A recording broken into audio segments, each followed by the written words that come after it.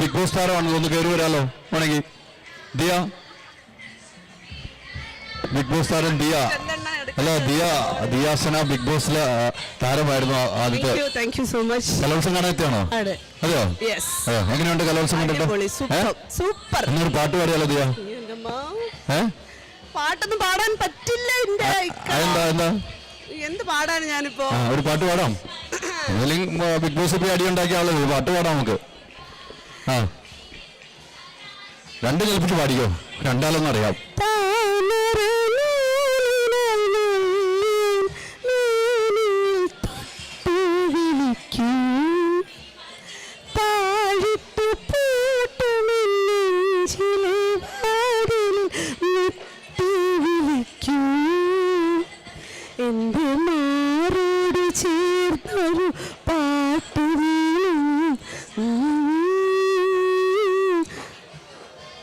ഞാൻ ഓർത്തില്ലോട്ടെ ഇങ്ങനെ പാടുമെന്നുള്ളത്. അങ്ങനെ എന്നെ കൊളാക്കി പണ്ടാരടക്കിയപ്പോ ഇങ്ങനെ സമാധാനമായി. ഇല്ലെങ്കിൽ എവിടെ ചെന്നാലും ഇങ്ങനെയുള്ള ഏതെങ്കിലും ഒരു വേലത്തരം കാണിച്ചിട്ട് എന്നെ ഇമാതിരി ഊളത്തരത്തിൽ കൊണ്ടുവന്ന് ഇട്ടിട്ട് ആളുകളെ കൊണ്ട് കൂക്കും വാങ്ങിച്ചിട്ട് എന്നെ പറഞ്ഞു വിടും. ഇത് എന്റെ സ്ഥിരം പരിപാടി.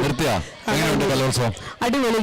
സൂപ്പർ എന്ന് പറഞ്ഞാൽ അടിപൊളി, നല്ല രസമുണ്ട്. ഇതിന്റെ ആക്ച്വലി ഇത് ഒന്നാമത്തെ വേദിയല്ലേ, ഇതാണല്ലോ മെയിൻ വേദി. ഇവിടുത്തെ കാഴ്ചകൾ തന്നെ ഉണ്ട് ഒരുപാട് കാണാൻ വേണ്ടിയിട്ട്. 2006, 2007 മിമിക്രി മോണോക്ടൊക്കെ അവതരിപ്പിക്കാൻ വേണ്ടി ഇവിടെ വന്നിട്ടുണ്ട്. അന്നത്തെ സമയത്ത് ഇപ്പൊ പറയരുത് എൻ്റെ അടുത്ത്, ആദ്യം നമ്മുടെ കൊച്ചിൻ ഹനീഫയുടെ വോയിസ് ഫീമെയിൽ ഇമിറ്റേറ്റ് ചെയ്യുന്നത് ഞാനാണ് ആ ടൈമിൽ. പക്ഷെ എനിക്കിപ്പം ഇപ്പൊ എല്ലാവരും എന്നെ ക്ഷമിക്കണം, ഞാൻ എന്തെങ്കിലുമൊക്കെ കാണിക്കും. പക്ഷെ നിങ്ങൾ കൈയടിച്ചു തരണം. കൈയടിക്കോ? കൈയടി എണ്ണ എന്തിനാ ചിരിച്ചോണ്ടിരിക്കണം? ആ എളി മതിയല്ലോ എന്നെ കൈയടിച്ചു തരാൻ. ഇത്തിരി കൈയടി. അത് പിന്നെ പറ്റൂല, ഞാൻ കളഞ്ഞിട്ട് പോകണം.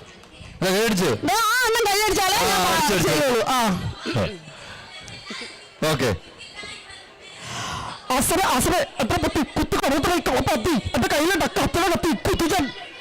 പറ്റൂലേക്കാം.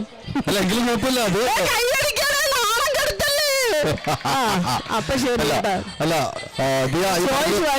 പറഞ്ഞാല് വലിയൊരു മേളമാണ് അല്ലെ. 14,000 കുട്ടികൾ, അധ്യാപകർ, വിദ്യാർത്ഥികൾ, എല്ലാ ഉദ്യോഗസ്ഥരും, പോലീസ് ഉൾപ്പെടെയുള്ള എല്ലാ മേഖല ഉദ്യോഗസ്ഥരും, ഉത്സവമാണ് ഇവിടെ നടക്കുന്നത് അല്ലെ. തീർച്ചയായും. എത്ര വേദികളിൽ പോകുന്നു? എല്ലാ വേദിയും പോകുന്നുണ്ട്. എല്ലാ വേദികളിലും പോകുന്നുണ്ട്. നാടകം കാണാൻ വേണ്ടിയിട്ട് മെയിനായിട്ട് വന്നതാണ്. ശരിക്കും സോപാനം ഓഡിറ്റോറിയത്തിൽ നാടകം നടക്കുന്നുണ്ട്.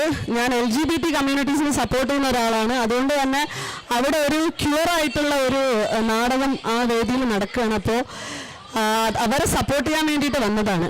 കുറച്ച് വിവാദങ്ങളൊക്കെ ഉണ്ടായി ആ നാടകത്തിന്. ജില്ലയിൽ മലപ്പുറം ജില്ലയിൽ കുറച്ച് വിവാദമൊക്കെ ഉണ്ടായ ഒരു നാടകമാണ്. Q+ എന്നാണ് നാടകത്തിന്റെ പേര്. അപ്പൊ അവരെ സപ്പോർട്ട് ചെയ്യാനും കൂടെയാണ്. ഞങ്ങൾ കുറച്ച് കമ്മ്യൂണിറ്റി മെമ്പേഴ്സൊക്കെ ഉണ്ട് ഇവിടെ. ഞങ്ങൾ എല്ലാവരും കൂടെ ഇല്ലല്ല, അത് 8:30 മണിക്കാണ്. അവർക്ക് ഐക്യദാർഢ്യം എന്ന രീതിയിൽ നമ്മൾ വന്നതാണ്. ശരിക്കും വിവാദങ്ങൾ മുസ്ലിം സംഘടനകൾ കുറച്ച് പേര് വന്ന് അവരുടെ സ്കൂളിലൊക്കെ മലപ്പുറത്ത് കുറച്ച് പ്രശ്നങ്ങളൊക്കെ ഉണ്ടാക്കിയിട്ടുണ്ടായിരുന്നു. അപ്പോ അതിൽ നിന്നൊക്കെ കലോത്സവ കമ്മിറ്റിക്ക് അത്തരത്തിലുള്ള പ്രശ്നങ്ങളൊന്നും ഇല്ല. തീർച്ചയായിട്ടും വ്യക്തികളുടെ മതപരമായിട്ടുള്ളതും മറ്റു രീതികളിലുള്ള വിമർശനങ്ങളാണ്. സിനിമ ഇറങ്ങിയ മമ്മൂക്കാക്കെതിരെ വലിയ വിമർശനമുണ്ടായി. കലയായിട്ട് കണ്ടാൽ ഒരു പ്രശ്നമില്ല എന്ന കാര്യത്തിൽ സംശയമില്ലാതെ. ഹൈദർക്ക, നിങ്ങളെ ഈ കലോത്സവ വേദിയിൽ കാണാൻ സാധിച്ചാൽ ഭയങ്കര സന്തോഷം കേട്ടോ. എനിക്ക് തന്നെ ഹൈദർക്ക് മുമ്പ് വന്നിട്ടുണ്ടോ കലോത്സവ? 15 വർഷമായിട്ട് ഇങ്ങനെ ഒരു സ്റ്റേജിൽ ഹൈദർക്ക ലൈവിൽ നിൽക്കുന്നത് ഞാനിപ്പോ കാണുന്നുണ്ട്. ഭയങ്കര സന്തോഷം. അങ്ങനെ അവിടെ നിന്ന് നിങ്ങളെ ഫോണിൽ വിളിച്ചെടുത്ത് നോക്ക്. അതെ, ഫോൺ നോക്കുന്നില്ലോ, ഇപ്പൊ ഇങ്ങനെ എടുത്തുകൊണ്ട് അവർ ലൈവിൽ നിൽക്കുമ്പോഴല്ലേ. ഞാനിവിടെ ഈ 5 വർഷം മുമ്പ് ഇവിടെ കലോത്സവം നടന്നപ്പോൾ അന്ന് ഞാനിവിടെ കലോത്സവ റിപ്പോർട്ടിങ്ങിന് വേണ്ടി അന്നും വന്ന ഒരു ആളാണ്. കുറെ കുട്ടികള് പരിപാടി അവരവിടെ നിന്നുറങ്ങും. ശരി, ഒത്തിരി സന്തോഷം. ഓക്കെ, അപ്പൊ ആദർശമായിട്ട് ദിയ കണ്ടതാണ്. എന്തായാലും ചേഞ്ച് ആകണമെങ്കിൽ മൈജി തന്നെ പോണം. ലേറ്റസ്റ്റ് ബ്രാൻഡ് മൊബൈലുകളും ബെസ്റ്റ് ആക്സസറീസ്, ഒറിജിനൽ ബ്രാൻഡുകളുടെ wide range. MyG future. Change ആകൂ, വേറൊരു റേഞ്ച് ആകൂ. നിങ്ങളുടെ ഡിസൈനർ ഹോം എന്ന സ്വപ്നം യാഥാർത്ഥ്യമാക്കുന്നു. Sanbuild, designed by concepts. Al Azhar Group of Institutions, Perambalichira, Thudukkoda.